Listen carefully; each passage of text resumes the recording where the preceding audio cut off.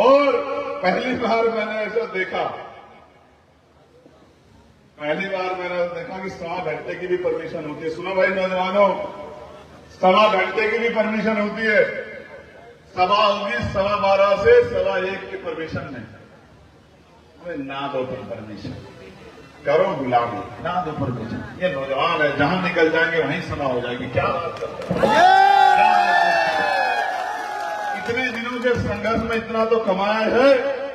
यहां शराब की हट्टियां तो मिली है, सड़क बिजली पानी नहीं है। मैं ये कहना चाहता, मुझे बस एक बात का जवाब दे दो, क्या इस देश में शिक्षा मुफ्त होनी चाहिए नहीं होनी चाहिए? बताओ आप दोनों हाथ उठा के बताओगे तभी मैं मानूंगा।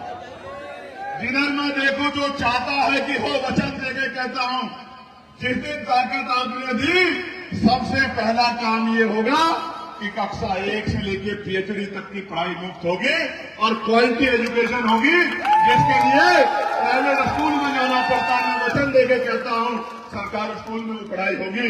2,000 रुपए नहीं देंगे, मिठाई शराब नहीं देंगे, आपके बच्चे को काबिल बनाएंगे कि वो 50,000 रुपए का रोजगार करेगा। देश की आबादी देश के लिए खतरा नहीं है। यहाँ का नौजवान अगर काबिलियत हासिल कर सकता है तो दुनिया में चाहिए रोजगार करने वाले लोग। जब कोरोना काल आया था, वर्क फ्रॉम होम करोड़ों लोगों ने किया। अगर सरकार तय करे तो एक नौजवान को रोजगार मिल सकता है। लेकिन मंत्री कहते हैं कि हमने ठेका नहीं ले रखा। आपने ठेका नहीं ले रखा तो जनता ने भी आपका ठेका नहीं ले रखा। आपके इस ठेके को उखाड़ के फेंक देंगे। मैं बस आपसे ये बात जानना चाहता हूं कि आप मदद करोगे नहीं करोगे? बताओ, दोनों हाथ उठा के बताओ। मदद करोगे? एक मौका दोगे? पक्का? बटन कौन सा दबाओगे? जोर से बताओ। जो नहीं बोल रहा मैं मानूंगा कि वो मजबूरी में यहां बैठा। जोर से बताओ, दोनों हाथ उठाओ। बटन दबेगा, बटन दबेगा, बटन दबेगा। तो मैंने कल कहा कि आपकी ताकत से सरकार झुकी, आपके संघर्ष से सरकार का अहंकार टूटा और नौजवान जीता।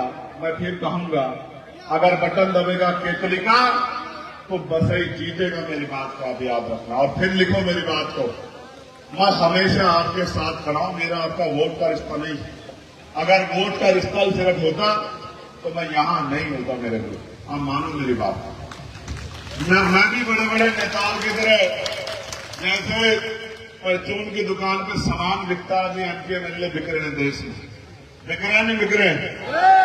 20 करोड़ 25 करोड़, कोई ज्यादा मजबूत है 30 करोड़, कोई 35 करोड़, कोई 40 करोड़। जितना चंदा अयोध्या से लिया, सारा नेता खरीदने में,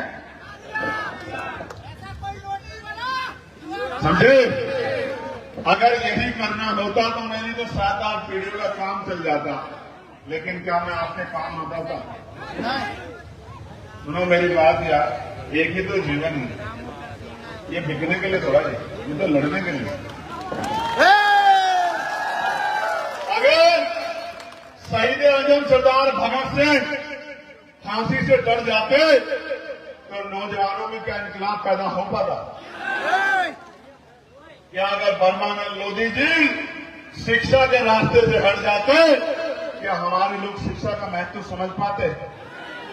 अगर मां फातिमा शेख, मां सावित्रीबाई फुले, मां ज्योतिबा फुले, पिता ज्योतिबा फुले अगर ना संघर्ष करते, अपने बच्चों के बारे में सोचते, इतने बड़े समाज के बारे में ना सोचते, तो क्या शिक्षा दरवाजे तक पहुंच पाती? मेरे साथियों, अगर 1902 में छत्रपति साहू जी महाराज ओपरेस कम्युनिटी यानी कि पिछड़े वर्ग को, बैकवर्ड क्लास को, SC ST OBC को और अगर आरक्षण नहीं देते तो क्या सामाजिक न्याय की कोई बात करता? मैं सामाजिक न्याय की बात क्यों करता हूं? क्योंकि सामाजिक अन्याय हो रहा है।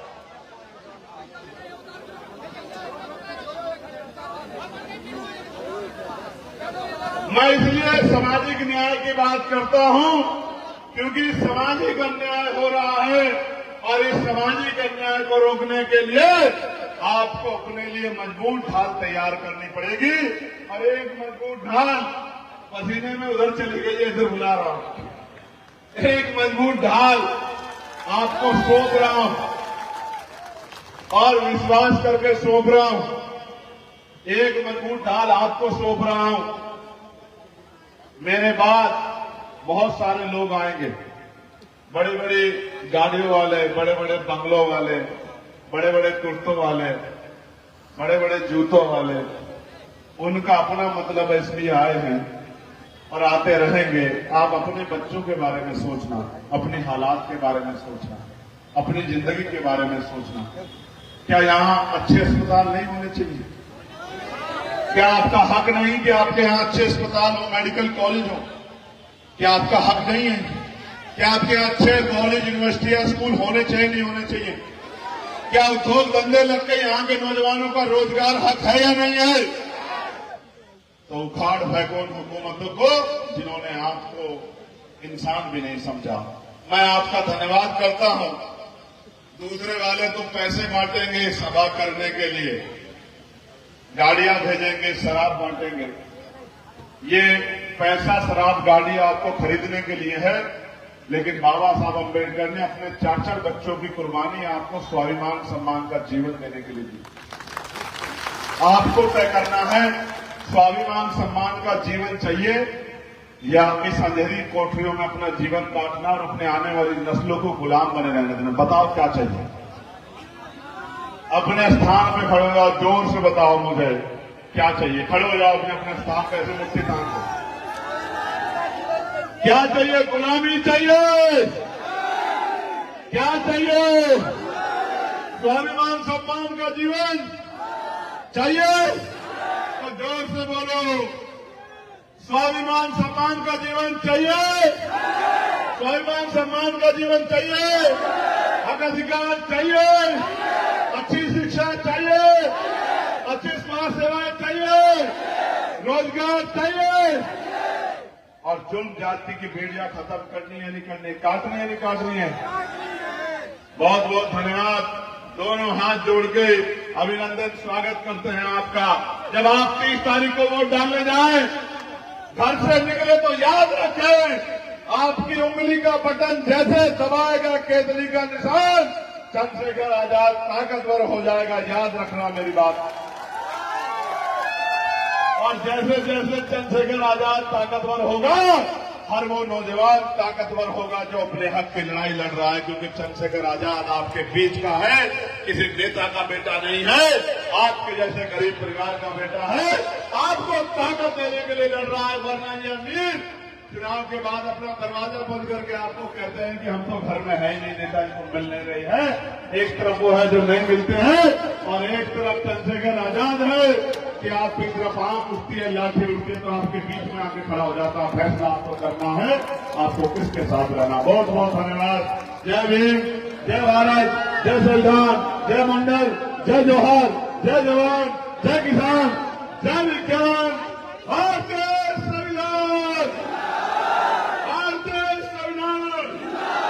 मजदूर, किसान, नौजवान, आया पहले, बसाई, बसाई, कतियो, इनकलाब, इनकलाब। मेरी बहुत सारी मंगल कामनाएं। सवेरा निकले, सूरज की रोशनी आपके घरों तक आए, आपके भी हालात बदले। अमीर का कुत्ता भी गाड़ी में सफर कर रहा है, अमीर का कुत्ता भी गाड़ी में सफर कर रहा है। गर्मी होती है तो एसी उसका काम करता है, सर्दी होती है तो हीटर उसके लिए लगता है। खाने के लिए दूध वो चाहिए, पीने के लिए जो टोन मिल्क हो, जिसमें मलाई ना हो, पेट ना खराब हो जाए। अच्छी बिस्किट चाहिए, मीट चाहिए, पीने के लिए साफ पानी चाहिए। बीमार होने पर डॉक्टर घर देखने आता है और आपको कोई मरने पे भी पूछने नहीं आता है। कुछ तो फर्क है मेरे लोग, अमीरों में और गरीबों में कुछ तो है। अभी देश अमीरों के हाथ में है, आपकी मेहनत से गरीबों के हाथ में आएगा। लेकिन गरीबों के हाथ में आएगा कोई गरीब भूखा नहीं सोएगा, मेरी बात को याद रखना, बिना छत के नहीं सोएगा। अच्छा सोचो, कोई अमीर आपका रिश्तेदार होगा, उसके घर जाने में टाइम लगता है नहीं लगता है? कहीं वो कह दे कि भाई आप कहां बैठ गए हो। अमीरों की तो दोस्ती भी नहीं अच्छी, रिश्तेदारी भी नहीं अच्छी। गरीबों को अमीरों के बराबर लाके खड़ा करना है, क्योंकि अमीरों में गरीबों में समझौता नहीं हो सकता, तो गरीबों को भी उनके बराबर करना।